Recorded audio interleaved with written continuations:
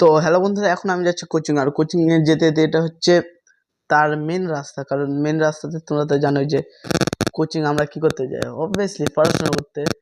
তো এখন আমরা যে কোচিং যেতে যেতে রাস্তাতে কি হয় তোমরা দেখো। এখন তো কোচিং শেষ হওয়ার পরে পরে আমরা চলে এসেছি পুরীর দোকানে, কিন্তু দেখি পুরীর দোকানে ভিড়, ওই জন্য আমরা এখানে বেশিক্ষণ না দাঁড়িয়ে সোজা বাড়ি আমরা মাঠের রাস্তা দিয়ে বাড়ি আসি, কারণ এখানে বড় মেশিন আসার কথা। তো এখনো দেখছি যে মেশিন আসছে না, এখন আমি বাড়ি যাই, তারপরে দেখি কি করা যায়।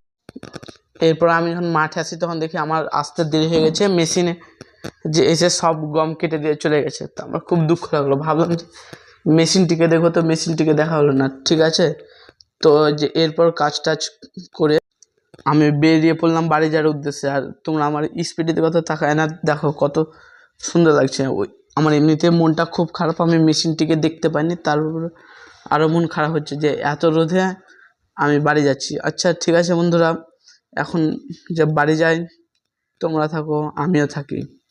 বাড়ি যেতে যেতে আমার ভিতরে একটু রায়দের আত্মাটা জেগে গেছিলো, ওই জন্য একটু আত্মাটাকে করছিলাম যে রায়দের আত্মা যত ঠান্ডা করে রাখবো তত ভালো। তো একটু নিজের স্পিডটা চেক করছিলাম, তো আর স্পিডে চালাতে ভালো লাগছে না, কারণ দুই ধারে তোমরা তো দেখতেই পাচ্ছ।